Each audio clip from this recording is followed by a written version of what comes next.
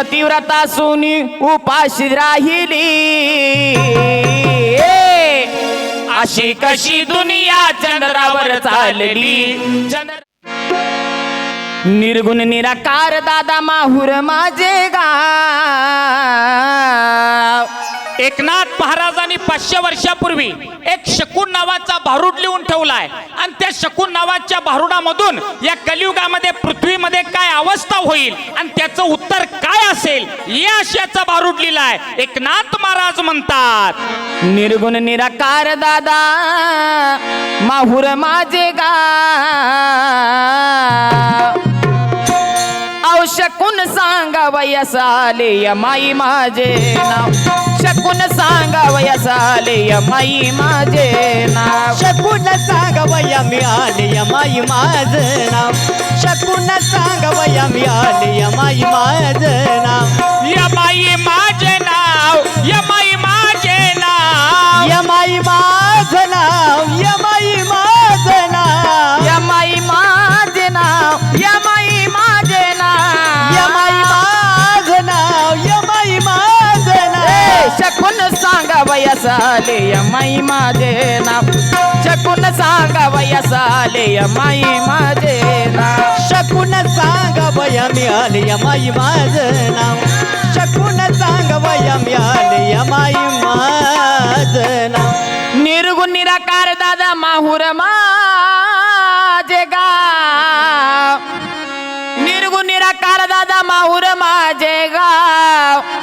शकून सांगा वयसा आले यमाई माझे नाव तै नगरी वस्ती केली मी तर आले एक भावे ऐसा माझा शकून दादा चित्त दे मुनी ऐकावे काय काय काय काय दादा दुरील माझा देश. एकनाथ महाराज म्हणतात शकून सांगावया आले मी या कलियुगास ब्रह्मा विष्णू शकून पुष्ट्या मास ऐसे निदान आम्ही सांगितले त्यास. मग धरित्री आकाश मज देखता उत्पत्ती सूर्य चंद्र दादा मज देखता होती ब्रह्मा विष्णू महेश मज देखता उपजती जे त्या हे शिव ते आहे आदिशक्ती. 28 युगे झाली चक्रावरती 28 युगे झाली चक्रावरती कौरव पांडव दादा गेले नेनो किती 56 कोटी यादव गेले कोण्या पंथी आम्ही तुम्ही जाऊ मागे कोणच न राहती. अरे मग या कलियुगाची अवस्था काय होणार आहे या पृथ्वीवर काय होणार आहे हुनीतनाथ महाराज सांगतात पृथ्वीमध्ये दादा एक विपरीत होईल बहीण भावाचा विवाह लागेल 5 वर्षाची बाळ भ्रतार मागेल. महाराज 5 वर्षाची बाळ भ्रतार मागेल म्हणजे काय. नाथ महाराज म्हणतात की 5 वर्षाचं बाळ भ्रतार मागणार आहे. संदीप महाराज भ्रतार म्हणजे नवरा. अरे 5 वर्षाचं लेकरू 5 वर्षाचं बाळ नवरा मागणार आहे हे नाथ महाराजांनी लिहून ठेवलेलं आहे. म्हणून तर नाथ महाराज सांगतात 5 वर्षाची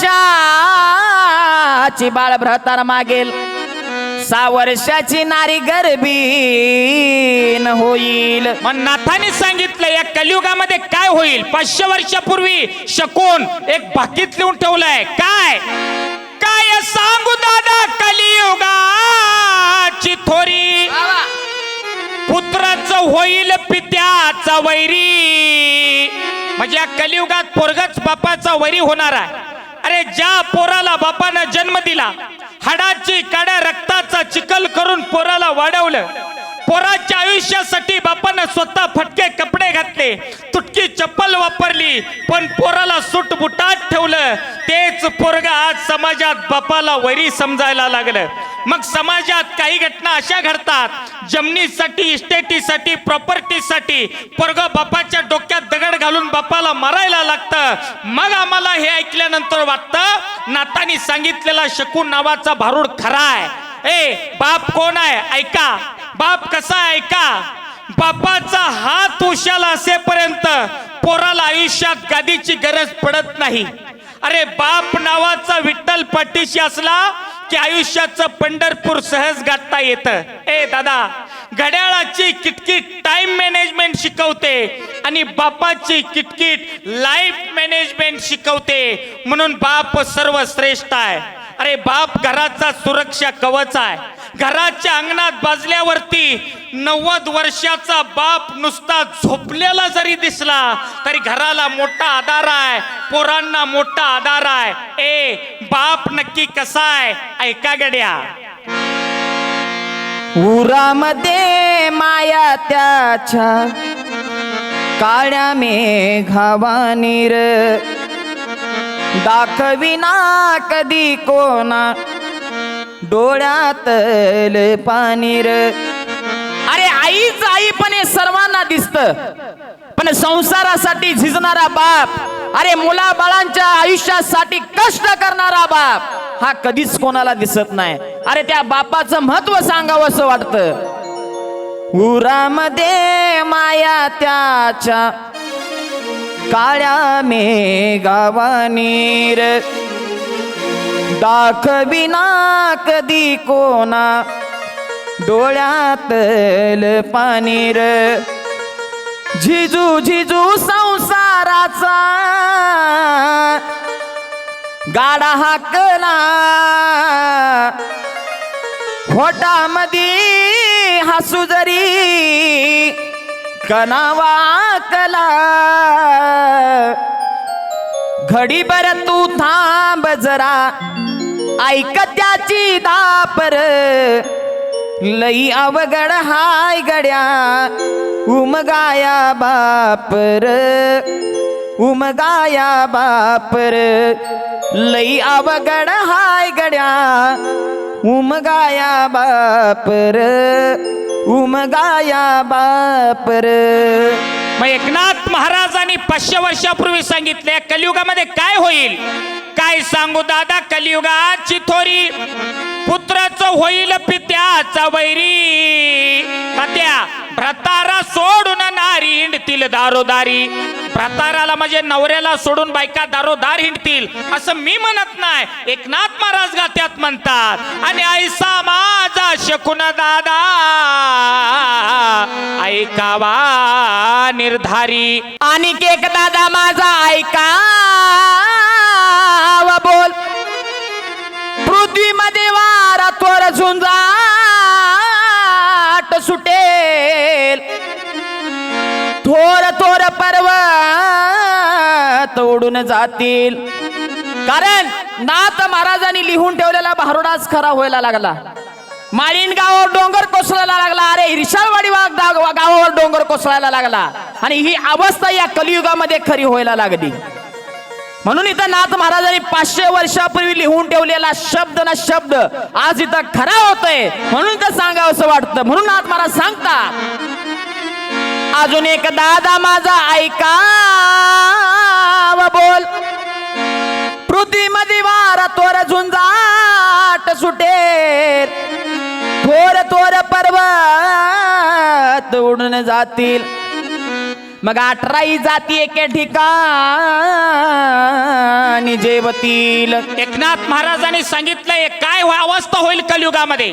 बहीण भावाचा विवाह लागेल, 5 वर्षाचं बाळ नवरा मागेल, 6 वर्षाचं बाळ गर्भीण होईल आणि पोरगच बापाचा वैरी होणार आहे. नवऱ्याला सोडून बायका दारोदार हिंडणार आहेत. ही अवस्था नाथांनी सांगितली. मग ही अवस्था झाली, पण या विश्वाचं, या कलियुगाचं, या पृथ्वीचं पुढं काय होईल याचं उत्तर नाथांनी सांगितलंय. उत्तर ऐका. आणि केक दादा याचे ऐकावे उत्तर. आकार जाईल अवघा होईल निराकार. चंद्र सूर्य जाईल पडेल अंधकार, म्हणजे कालांतरानं चंद्र सूर्य नष्ट होऊन सगळीकडे अंधकार म्हणजे अंधार पडणार आहे.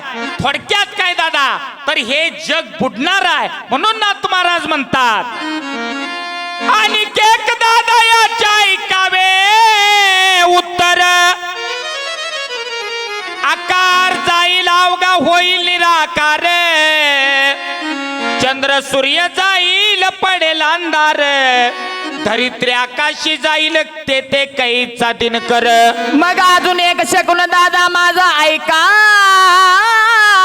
वसंती, तुम्ही मूळ पिटी राणी माझे नाव आदिशक्ती, आंबेचा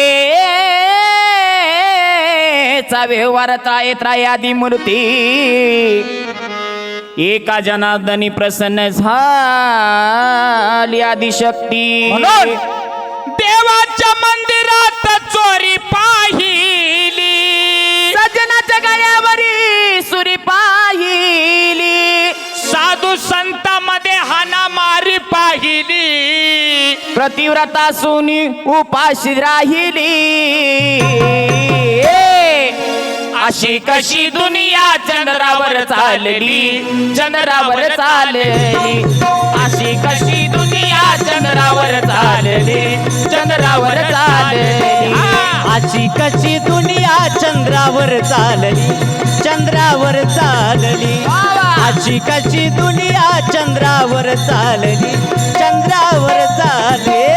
देवाच्या मंदिरात चोरी पाहिली, सज्जनाच्या गळ्यावरी सुरी पाहिली, साधू संतांमध्ये हाणामारी पाहिली, पतिव्रता सुनी उपाशी राहिली, अशी कशी दुनिया चंद्रावर चालली, चंद्रावर चालली, अशी कशी दुनिया चंद्रावर चालली, चंद्रावर चालली, हा अशी कशी दुनिया चंद्रावर चालली, चंद्रावर चालली, अशी कशी दुनिया चंद्रावर चालली, चंद्रावर चालली.